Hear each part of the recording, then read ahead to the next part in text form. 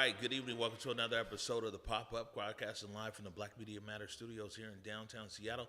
My name is Omari Salisbury, a.k.a. The Big O. We got a great show on tap for you tonight. Man, this is the final evening of Together We End Gun Violence Week in partnership with the King County Office of Regional Gun Violence Prevention. And hello, Ariana, you wasn't paying attention, but I nailed it right there, huh? That's exactly what I said. Oh man, the county. It's been a great partnership with them this week, and really actually for the last probably 4 or 5 years, and partnering with this department. Even before that, it was ZYD Public Health. So we go a long ways with public health in raising awareness around gun violence, but not only awareness, but what we can do to do our part to disrupt. That's the main thing. We're gonna go right here to A2, Eric, because Ariana is here and I got to nail this thing. Here we go.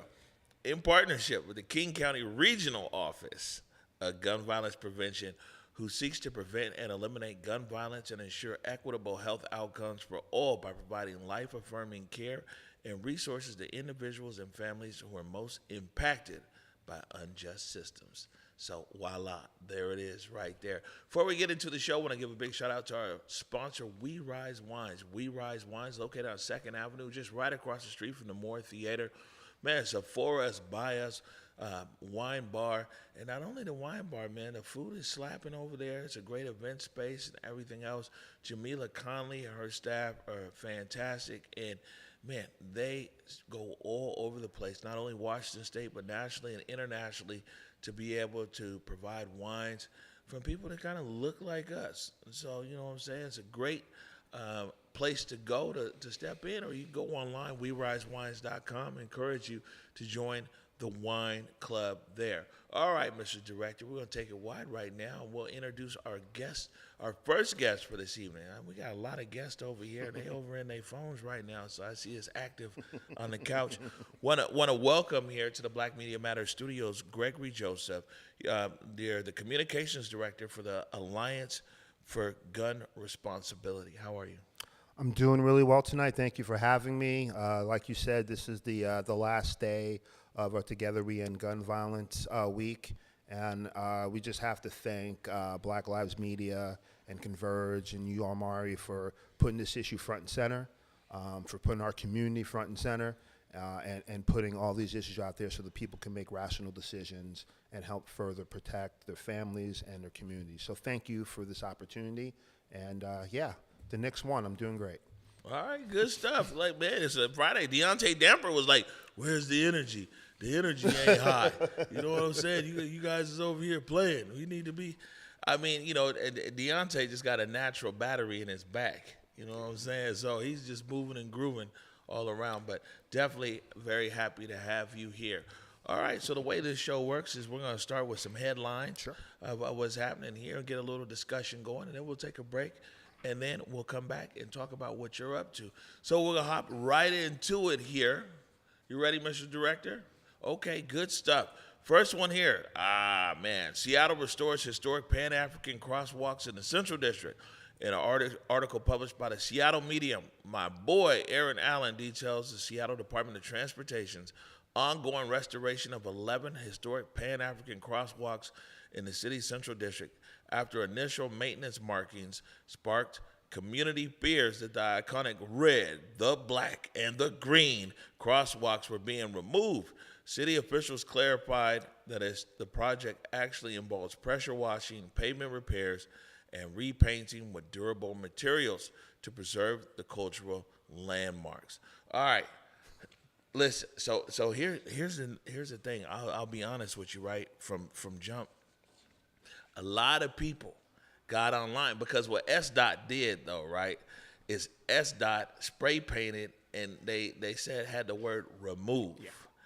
And putting remove, they probably should have just put a code, like their own SDOT code on there or something, right? But when they put the word remove, man, I'm talking about it was a firestorm in the Central District over these red, black, and green crosswalks. And actually, we clipped out something here. A lot of people was telling us, like, please let community know that the crosswalks are coming back. And so we even made a little PSA over here. But it's good to know the crosswalks are being painted, repainted right now. What are your thoughts? Well, you know what they say, misinformation can get halfway across the globe before the truth gets its shoes on, right?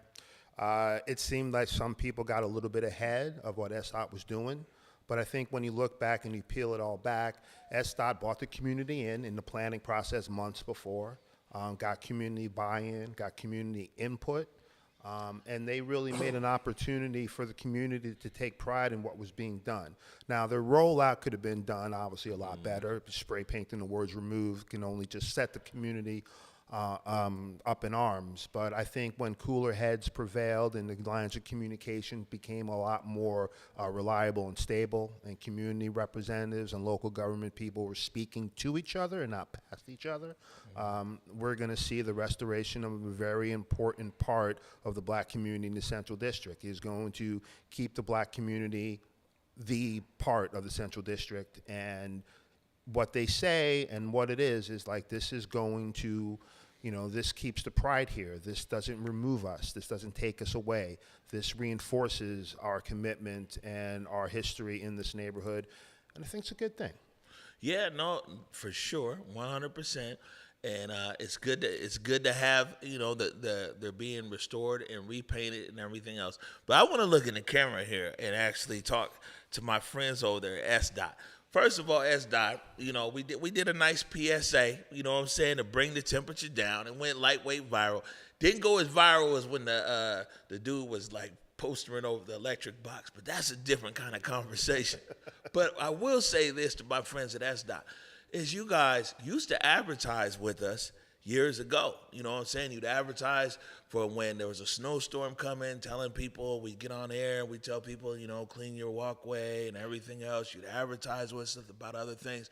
This is a good opportunity now in your playbook. The next time you come into our community, you might want to like purchase some advertising over here in advance of you spray painting remove. We would have already made our community aware of what you're doing. So I'll just throw that out there for our good friends over at SDOT. We're here. We're waiting for you. Come holler at your folks. All right, let's move on to the next one here. What we got? It says King County launches Youth Works program. Man, I saw this. Offering more than 200 summer opportunities for young people. An article published again in the Seattle Medium, and my buddy Aaron Allen is staying busy, reports on the launch of Youth Works, a new King County workforce development program that provides over 200 summer jobs and volunteer opportunities for local youth ages 16 to 24, developing close collaboration with young people. That's good. Nothing about us without us. So I'm glad they're talking to the young people.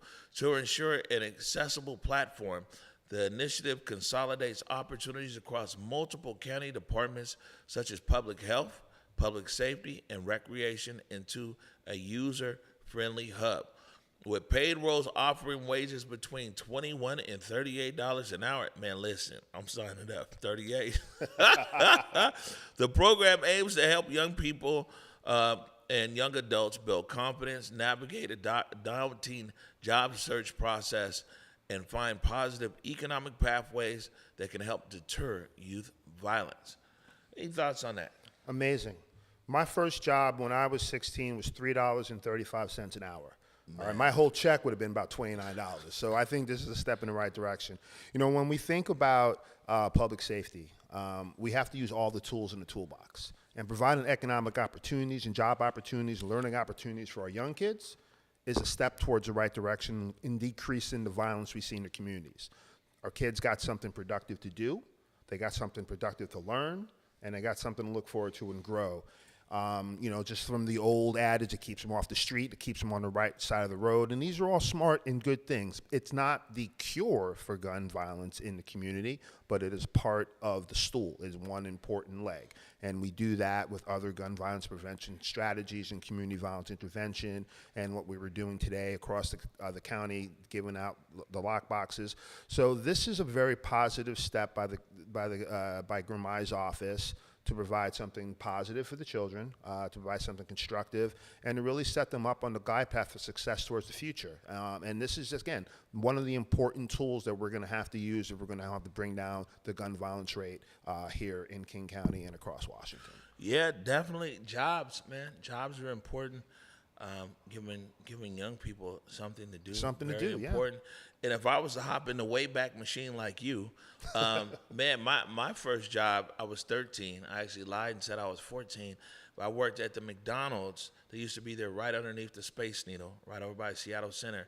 And my starting wage was $4.25 an hour. Nice. You know McDonald's, yeah. Well, that's cool. Hey, listen. That's I want to say one thing here, not to get too far off track. I hit the camera, Mr. Director. Is that a lot of times in our culture, in our community, and in our music, we glorify all the people who are doing everything wrong.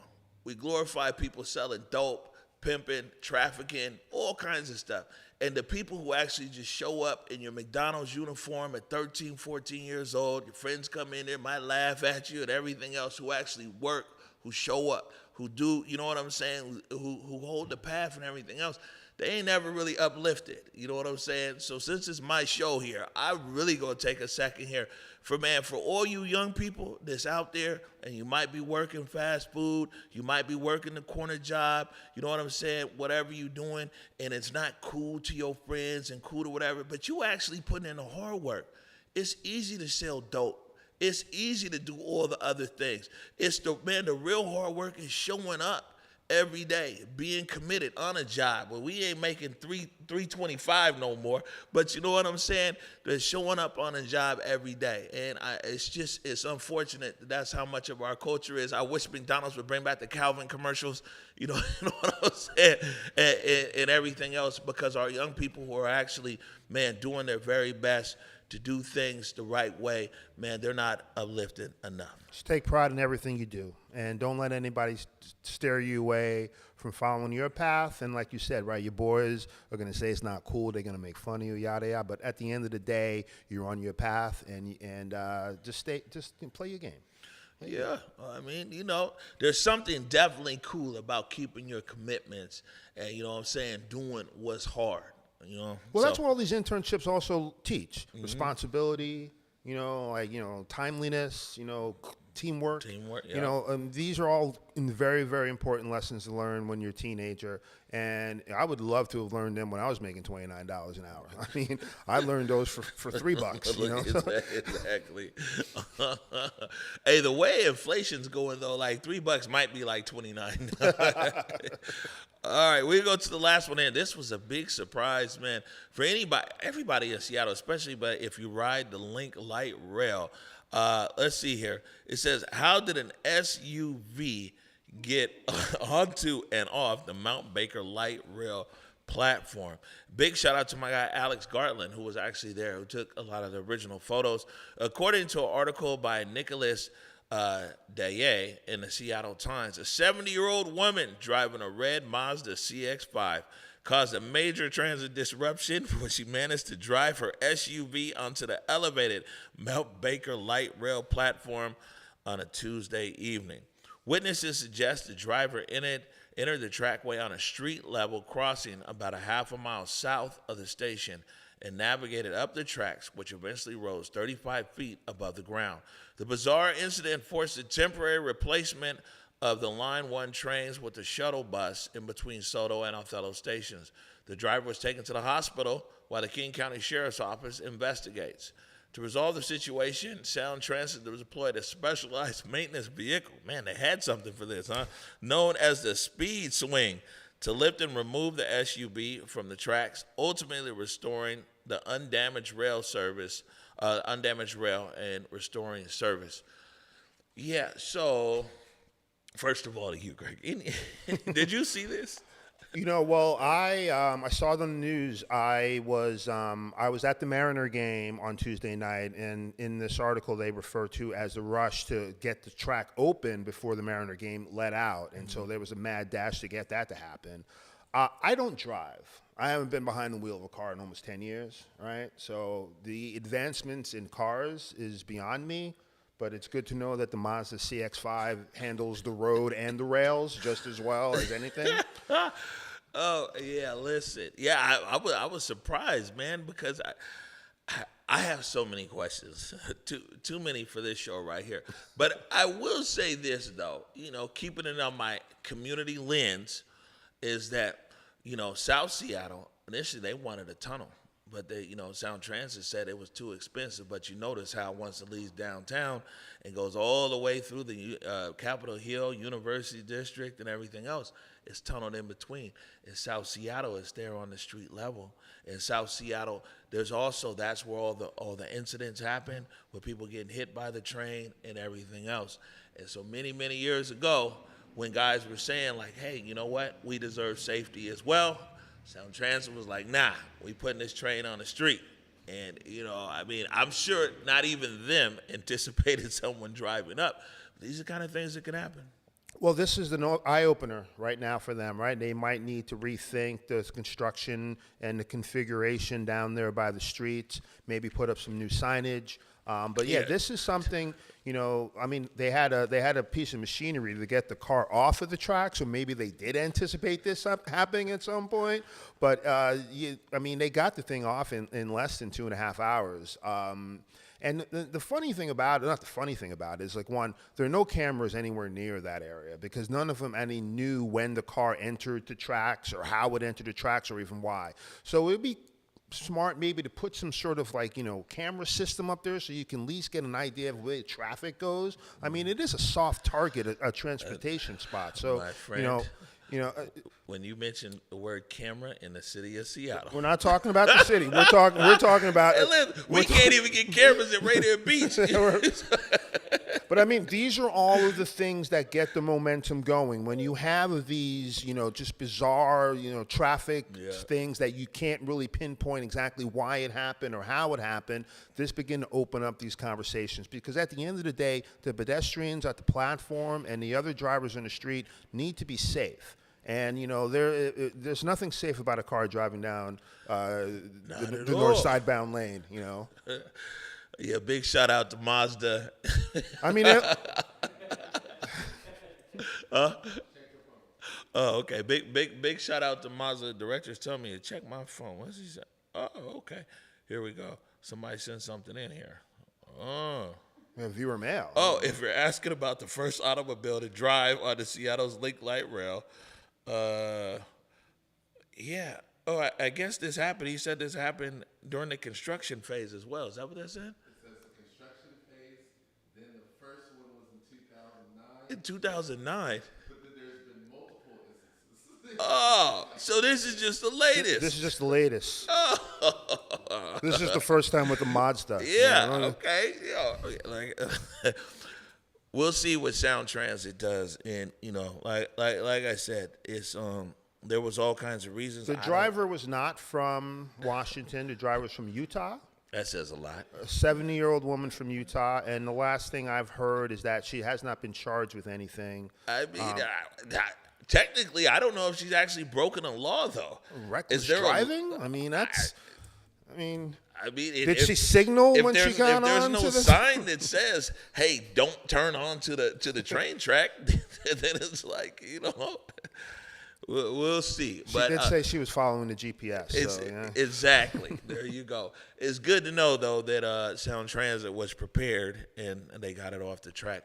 Hey, look, we're going to take a quick break right now. When we return, we're going to continue our conversation with Gregory Joseph for the Alliance for Gun Responsibility, learn more about what he and his organization does. You're watching The Pop-Up. Black women in Washington faced more than twice the risk of syphilis in 2024, but cases are falling as we learn the facts and look out for ourselves. Yet 1 in 10 pregnant cases were among Black women, but more than half of potential congenital cases were prevented with early care. Early testing makes a difference.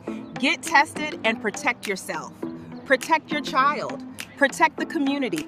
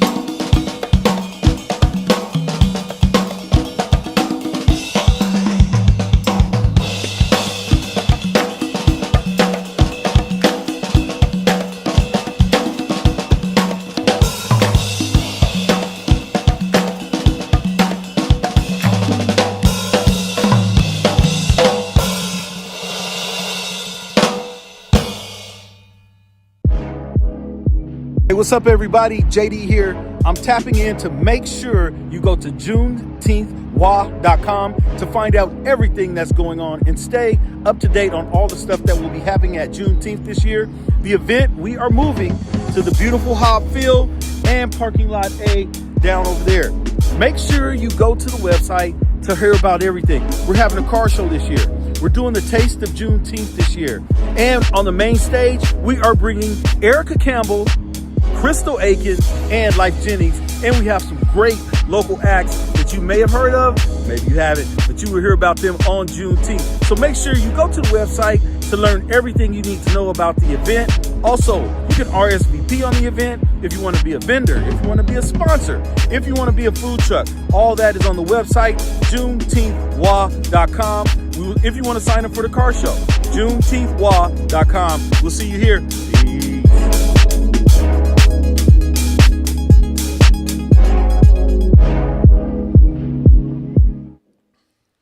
All right, welcome back to the Pop-Up, broadcasting live from the Black Media Matters studio here in downtown Seattle. I'm your host, the Big O, and we're continuing our conversation right now with Gregory Joseph, who's a communications director for the Alliance for Gun Responsibility. All right. First of all, man, what is, it might be in the title, but sometimes it can be misleading. Sure. Yeah. What is the Alliance for Gun Responsibility? The Alliance for Gun Responsibility is a nationwide gun violence prevention organization. We've been working here in Washington State since 2013.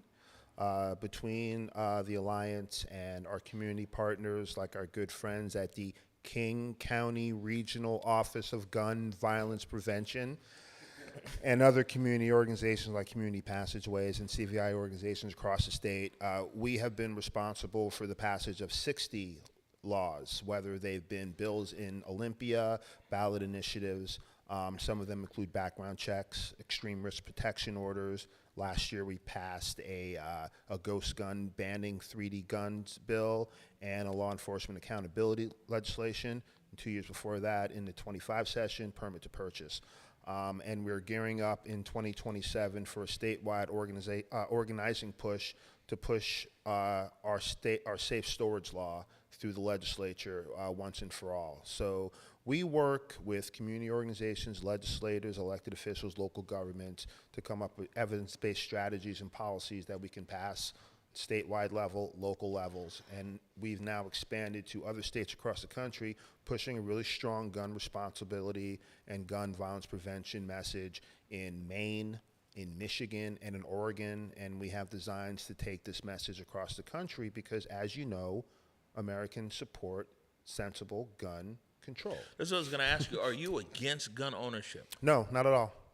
I don't think it's wise to be against anything. I think you can speak to people as adults, and you can appeal to their form of responsibility. And that's all we ask people, is to be responsible gun owners. Our CEO is a gun owner. Our chief of staff is a gun owner. And they keep their guns safe and secure, and they follow all the gun safety laws and take their gun safety classes. It's about gun responsibility and not about taking things out of people's hands. Okay. So when you talk about legislation and we talk about it seems like, and actually that's what you said here, is passing legislation to push for more responsible gun ownership. And what part of that, though, bleeds over into someone being an irresponsible gun owner and now a gun coming to the street, right? I say this is just kind of on the other side of the argument, is that there are a lot of gun owners who feel that they are responsible, and then they're saying that, like, hey, a lot of these guns are, a criminal is not going to follow a law. A criminal is not going to be like, well, it's against the law to print a ghost gun, or it's against the law to whatever. So how does it all balance out as to, like, the laws that guys are passing when it goes down to the street level of someone who's going to commit a crime who is not concerned about a law? Well, we're an advocacy organization, so we're not a law enforcement organization. So the criminal who owns the gun is the criminal who owns the gun. All we can advocate are for the laws, but we can't really go out and change a criminal's behavior. That's why we have a criminal justice system, and that's why we kind of hope that behavior change is part of the equation. Remember, I was talking in the last segment about that stool, and one of those important parts of that stool is behavior change. What we try to do, or what we do, is that we work with the people, we work with the public. And the best way to become a gun violence prevention advocate, the best way to get people to be responsible is from peer to peer. It's from you talking to your network, to your friends. It's this show, but it's peer to peer, and that's what we do from a grassroots level. We connect, we get supporters, and our supporters go out there and they tell their neighbors and they tell their friends and families that safe storage would be the best thing for you if you have a handgun in your home, or the lockbox would be the best thing for you, or things of that nature. So we really try to bring the communication level to the grassroots and get people to talk to their network and to preach this message of responsibility. And we do that, and people include law enforcement, elected officials, judges, community activists and community organizations, and just everyday people like my man Deontay over there, who's not just an everyday person, but I mean, he's like a celebrity. Well, That was a category you didn't mention. Well, I did. I mentioned Deontay, that celebrity, yeah. But I mean, it's every person in Washington is affected by gun violence. I think every person in America is affected in some way, shape, or form by gun violence because it is unfortunately so prevalent. So we all have opinions about this, and the more responsible we come to this, the more that we embrace evidence-based policies and not just go around trying to take guns out of people's hands and ban this and ban that. And we really just do these evidence-based policies, and we show how they've been effective here in Washington and across the country. More people are going to come and listen. People want to be safe in their homes and communities, and community violence intervention, gun violence prevention are very important parts of that menu. Okay. Well, we've been talking about responsible gun ownership most of this week. And I keep saying it every time I see Seattle Police Chief Sean Barnes, he's always like, man, let people know, please do not leave your gun in your car. He said there's so many guns that are getting stolen out of cars, and that definitely feeds into responsible gun ownership. And, of course, we talked about lock boxes yesterday, which goes into responsible gun ownership. So shifting gears here, how does your organization support survivors?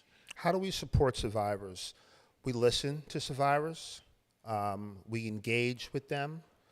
We give them opportunities and platforms to share their stories with the public, with elected officials.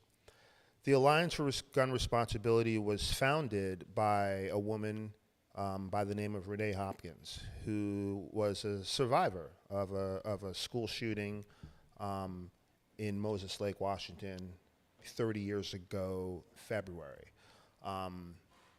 And one of the things that has been said that would have perhaps prevented that shooting was a lockbox. As simple as that. If that gun in that child's home would have been locked, it could have prevented that tragedy, and that's 30 years ago.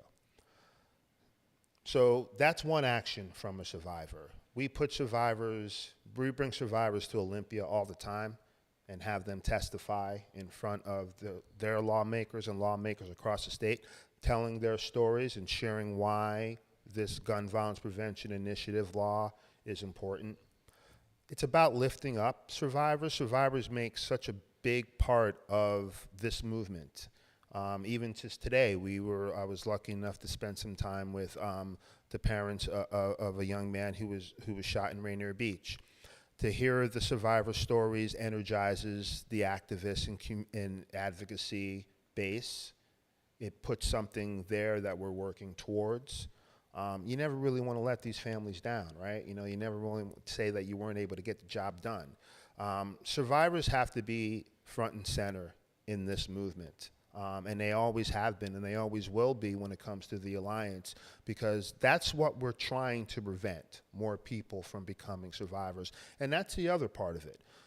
making sure that we don't have any more survivors, and that's where the prevention comes in. And we've done prevention measures like the Washington Protection Order website that we've designed and implemented, and now we're marketing, which gives everyday people the opportunity to reach out to law enforcement in order to take firearms away from people who might pose a threat to themselves or other people. It's a civil procedure, not a criminal procedure. Yeah, we learned about it last night, the ERPO. Yep. And so that's a way to prevent more victims from being. So we lift up our survivors and we let them share their stories, but we also work to make sure that we don't have another generation of survivors and try to do preventative legislations and preventative measures to keep the guns away from people who can harm others or themselves. Right. And now, how can the general public influence and engage with policymakers? Oh, well, I mean, we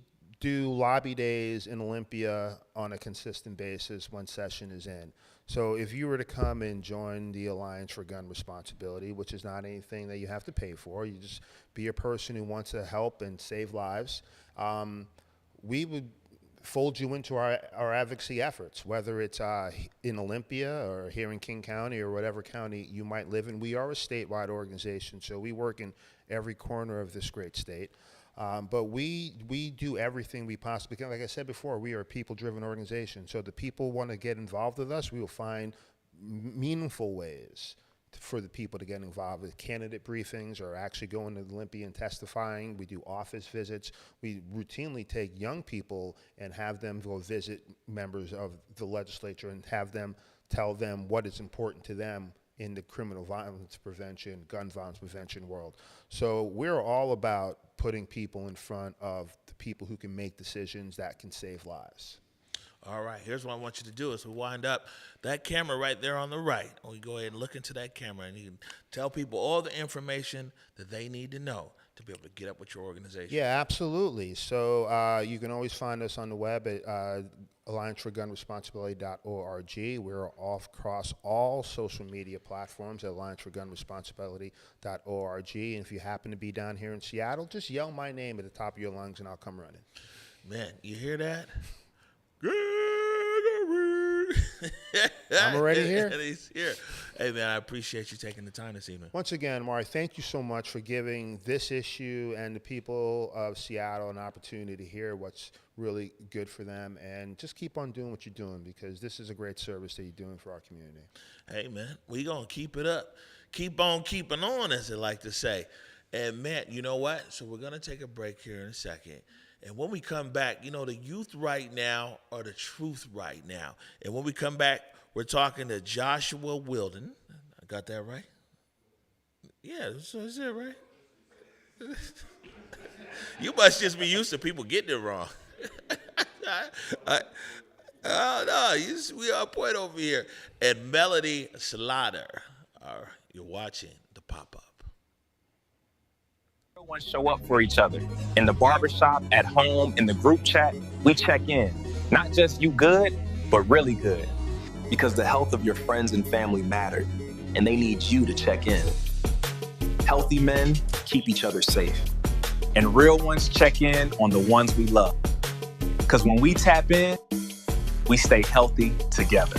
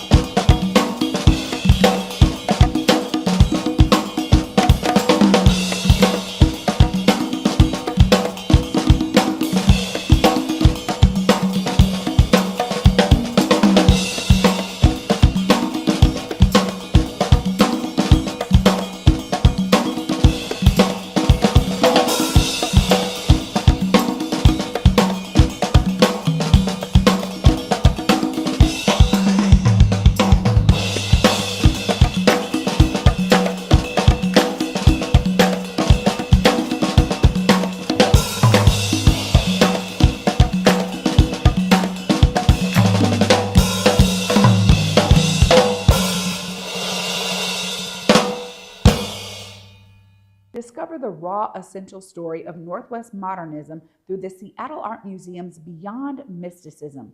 This exhibition features over 150 pieces celebrating the region's natural beauty and urban life. Get your tickets today at seattleartmuseum.org. We'll see you there.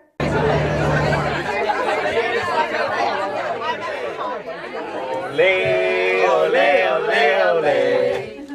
Ole, ole.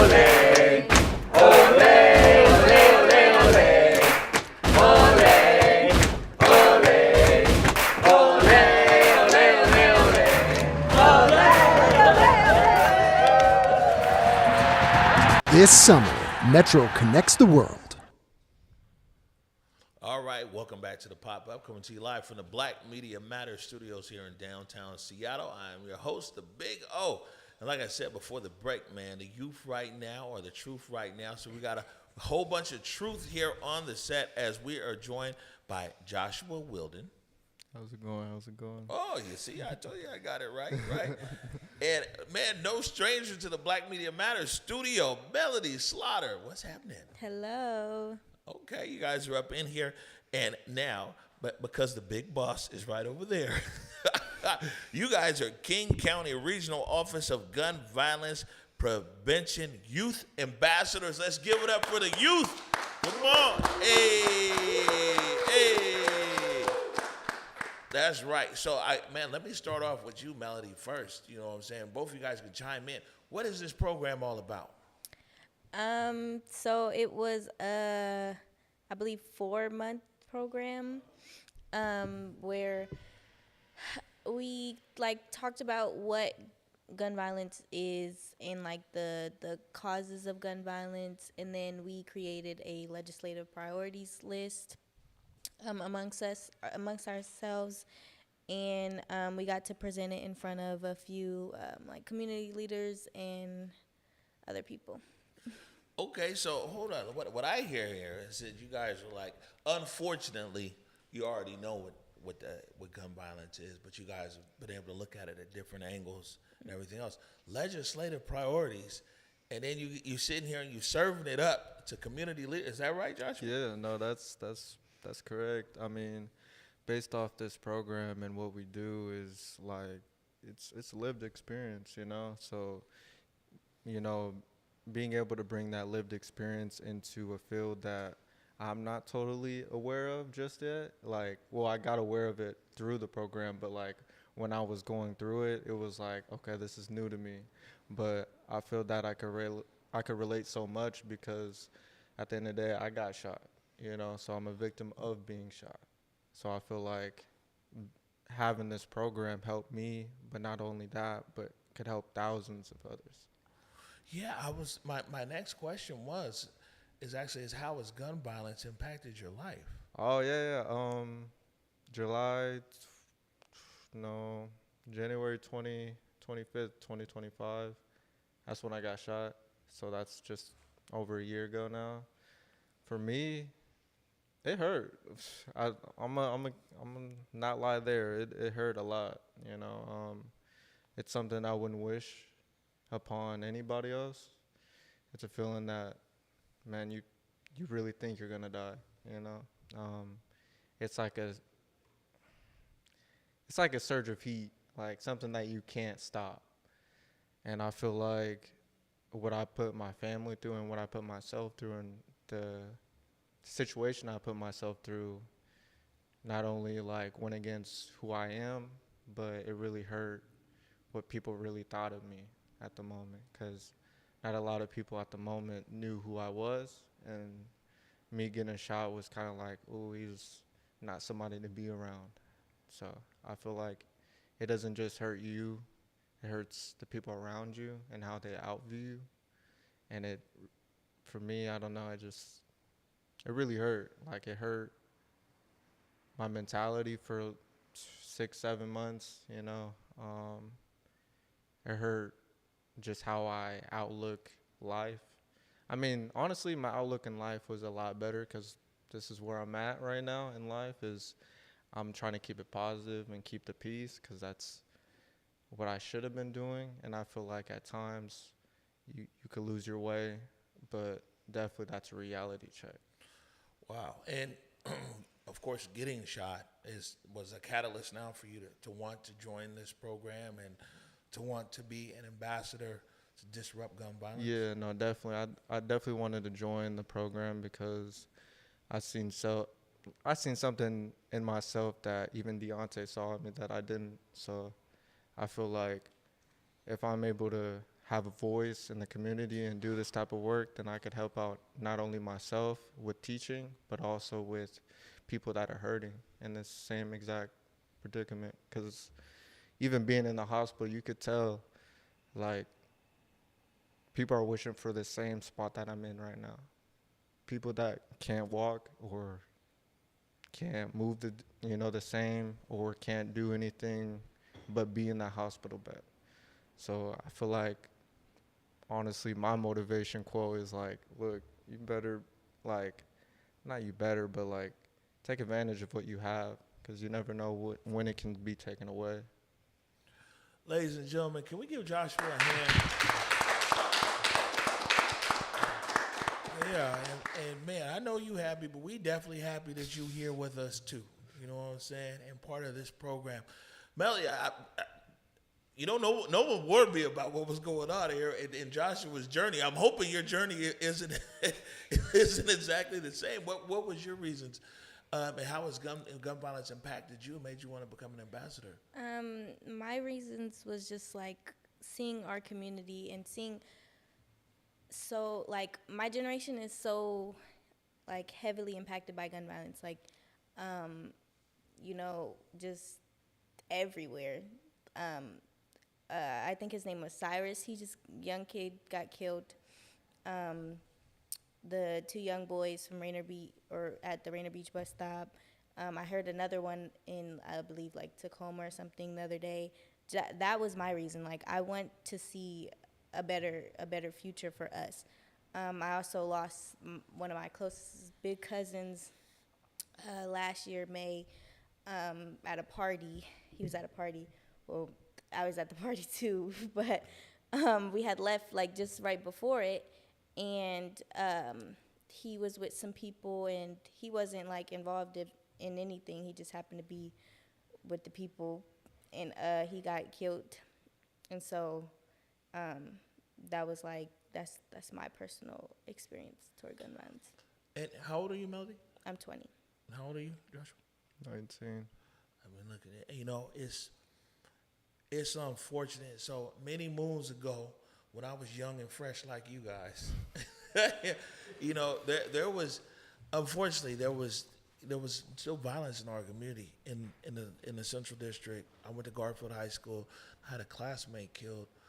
But it wasn't at the level and the intensity that's coming at you young people. Like, either, unfortunately, you've been shot, you know someone who's been shot, you know someone who's been killed, there's a family. Like, there's so many levels of connectivity here. And I think it's easy for people my age to, if we just compare it to, like, my days, be like,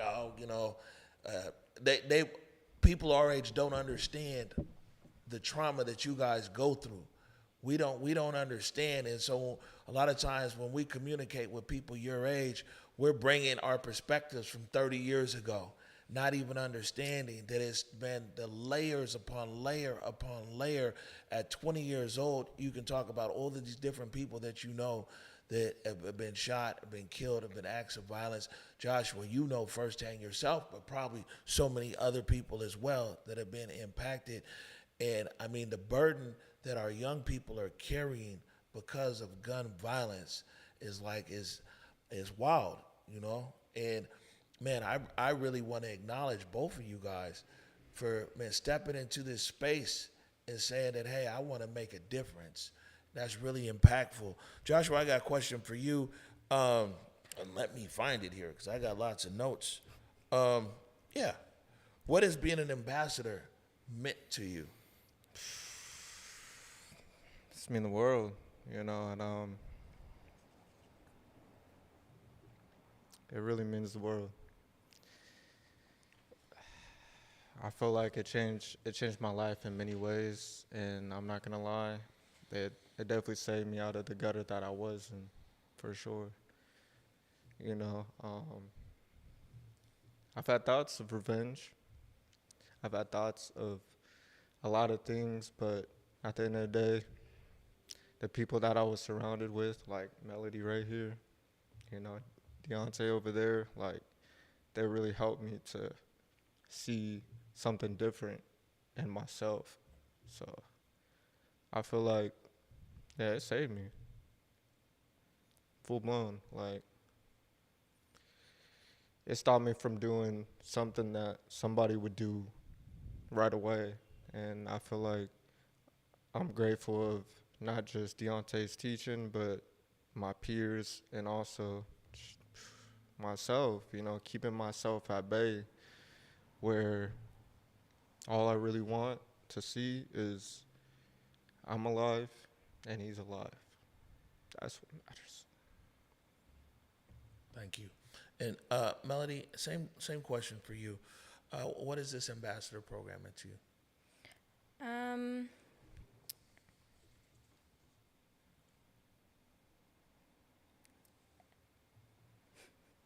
It meant a lot to me. The people that I've met through the program, the better understanding of, you know, legislative priorities, because I didn't know what that meant and what we were going to be doing, and the whole legal side of that, and it just opened up a lot of a lot of other doors for me. So I'm grateful for that. It meant a lot. Good stuff. All right, look, we're going to take a quick break right now, and we're going to continue listening to these youth. You know, Mr. Director, see, we've had 5 days. This is the first time that in 5 days you see me come all the way alive, and that's what happens when young people come into this studio. Stop bringing all these old people here. You know what I'm saying? when the young folks hit the set, I forgot I had a guest for the first segment here. My bad, you ain't hear that right.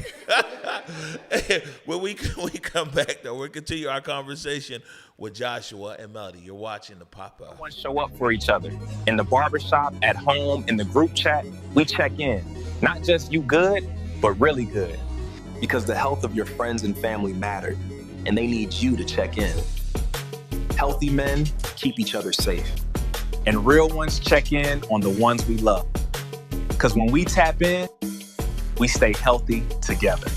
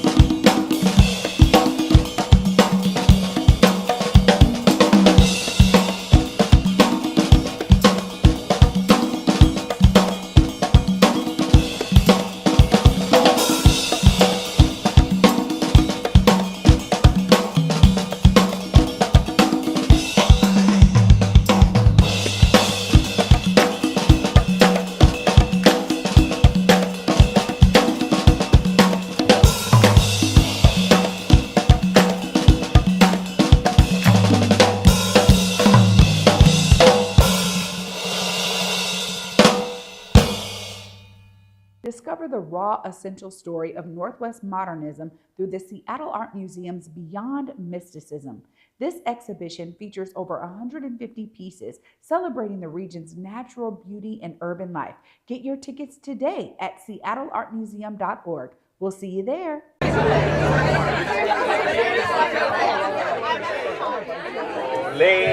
ole, ole, ole. Ole, ole.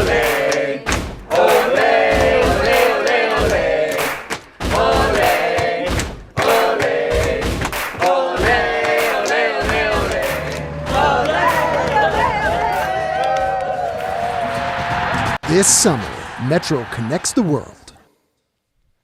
All right, welcome back to the Pop-Up, coming to you from the Black Media Matter studio here in downtown Seattle. I'm the Big O. And man, we're joined by some outstanding youth who are keeping it a buck, 100, telling the truth, letting us know what it is. I'm talking about Melodie Slaughter and Joshua Wheeldon, and they are youth ambassadors for the King County Regional Office of Gun Violence Prevention.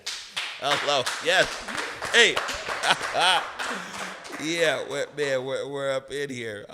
So, man, let me start with you, Melodie. Man, tell us, why are youth voices important in this effort here to disrupt gun violence? Youth voices are important because, like I said earlier, our generation is being heavily impacted by gun violence. And also, a lot of times, like, when you say, together we end gun violence, you can't do that without working together. And so a lot of times the adults will be like, oh, like, you guys are doing this and you guys need to be doing this, but you're not really listening to our voices. And also, youth listen to other youth. We listen to our peers. We listen to what they're saying, how they, like, what they think. It's not always good, but we do. And so that's the truth. And if, we are out here telling our peers, like, hey, that's not okay, you shouldn't be doing that, then there's a better chance that they will listen and, not, and change their ways. Right. And Joshua, same question. Why are youth voices important? I feel like... Bring that mic just a little bit closer. Oh. Yeah, we want to hear what you got to say. I feel like why youth... I feel like they're the big part of it all. I mean, especially if we're trying to make youth our future, I feel like youth should be involved in their own future and how they want to live their life. And I feel like that's gonna create something amazing, because the more that youth know about what's going on and how, like, our peers feel and how grown-ups feel, and make us more involved in this type of work, then we would have something to look forward to instead of the streets, or instead of going outside, or instead of doing all these reckless things, I feel like that's just my thought processes. If we had something to wake up every day to, like, and I could branch this off from a lot of things, like being hungry every day, being homeless every day. That these are things that build up to being in the streets and being crossfired, or being in, being in the wrong place, wrong time. And I feel like if youth were more involved, especially after these stories, especially after my story, I love that I'm involved. It makes me feel better. I don't even like, I love doing this type of work, because at the end of the day, I'm helping somebody that's beyond that screen, or somebody that not, they don't have anybody there to talk to them how the way I would talk to you. Yeah, man, this is real. Now, let me ask you, come on. Okay, man, give it up, man. So we'll start with you, man. What is your call to action for our community? What I see every day. I still have friends that are still going through, things of the same nature. I see, on the internet, there's people getting shot every day. Not everybody I know, but everybody I want to protect, it's among them. So it's like, man, how do I push this even further, on just my own time, Even nowadays, I still go back to where, I feel like I consider my hometown, and,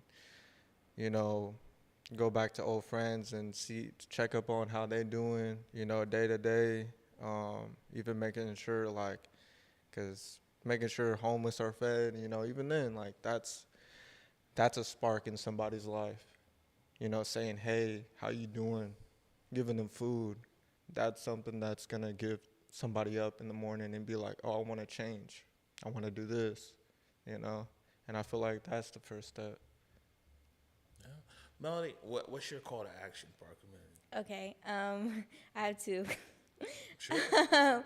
First one is just be the change that you want to see, and then be kind. That's it. Just be kind. Like Joshua was saying about there's teenagers and kids out here who are just like hungry, or they need food, or they need clothes, or they need this, and just be kind and help them out. And then also, he was saying, like, say hey, hello. Seattle is like so weird. Like, nobody speaks to nobody. Y'all just walk past each other, head down, no smiles, no nothing. Be kind and say hi and say, how are you doing? Like, that's it. Yeah, we can definitely do better on saying that, saying hi. Yeah, I feel like even the small things matter. I'm actually reading this book, and shout out RCP, but I'm reading this book. It's How to Make Your Bed, and it's really about like a military, like Navy SEAL type of training, but it really correlates with life. It's like, if you want to change the world, start off by making your bed make every your morning. bed. You know what I'm saying? Like, you know what I'm trying to say? Like, that's the first step, and being able to be there for others is one of step zero, Like, I feel like being there and to give somebody else a helping hand to get where they need to go is plenty enough, It's good stuff. Last question for you here is, what does Together We End Gun Violence mean to you? I'll start with you, Melodie.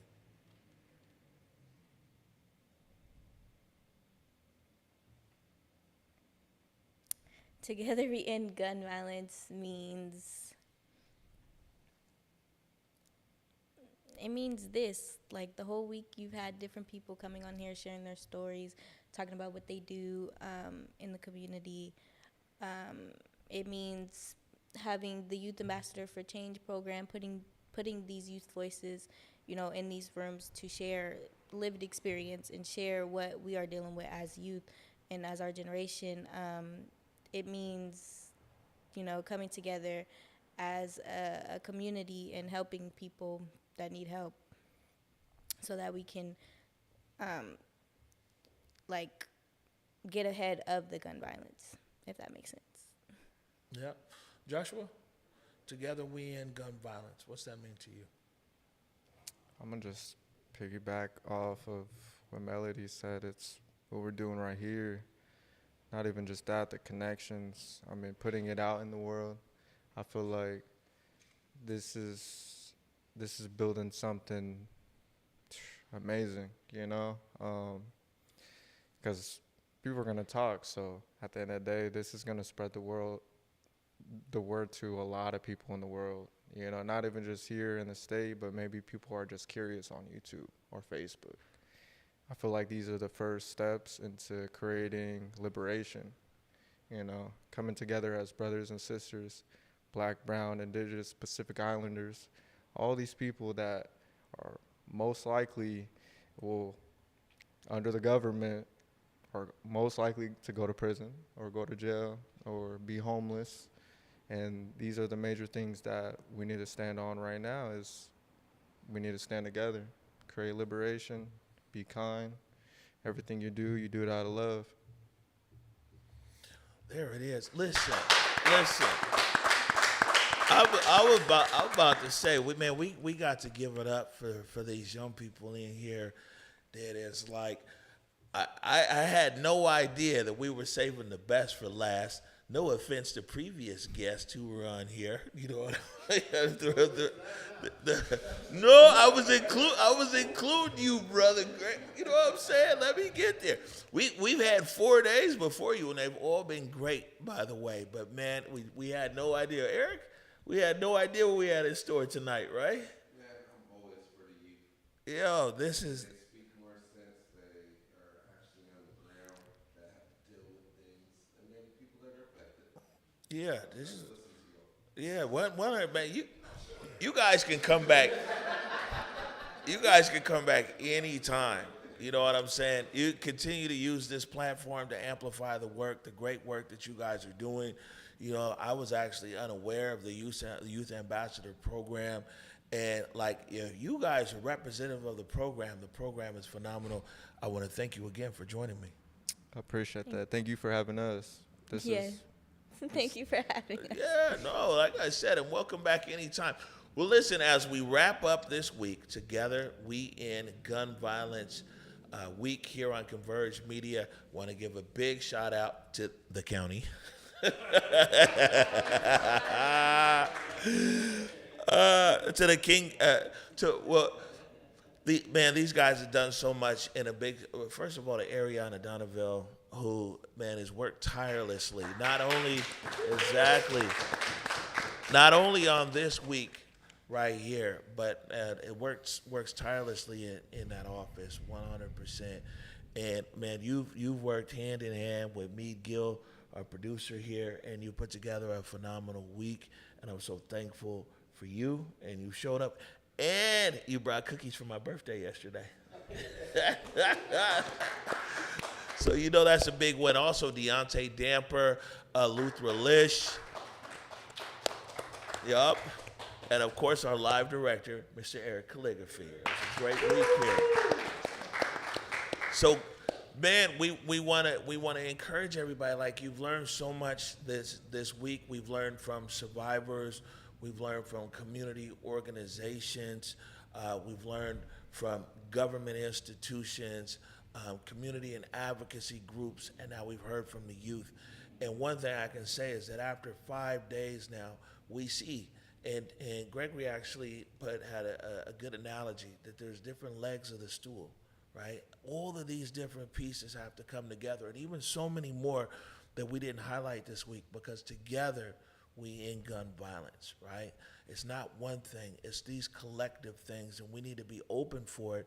Another thing, a real takeaway from this week, is people need to understand, and this is the public health approach and look to gun violence, is this is something that affects all of us, right? And one thing that Luthra and Ariana and Deontay did very well was talk about how if we looked at this as a disease, that okay, we need to surge our support here. It's just like anything else. How do we surge to it? And then how do we address the causes of it? But as long as people out there feel like it doesn't affect them, then that's the longer this will persist. We saw that during COVID, if we looked at it through that lens, people felt that anybody could get COVID, any loved one could die, anybody could be affected, and we looked at it much differently. We need to kind of look at gun violence and violence against our young people in our community as a whole, that all of us are impacted. And once we realize that all of us are in this together, then we'll move together for solutions. On that note, I'm going to get out of here. I appreciate you guys tuning in this week. We need E4. Oh, okay. He's calling, but Mr. Director is calling for something. Oh, okay. Look at good one right here. Thank you. I was going to get out of here. Number E4 is up on the screen. Mr. Director wanted me to remind you that this is a business here. And if you appreciate what we do here at Converge, there's a QR code there on the screen, or you could go to whereweconverge.com/donate. Help keep the lights on around here and help us to continue to bring you the news and information that matters most to you. So now, on that note, we'll catch you Monday at 9 p.m. Until then, peace.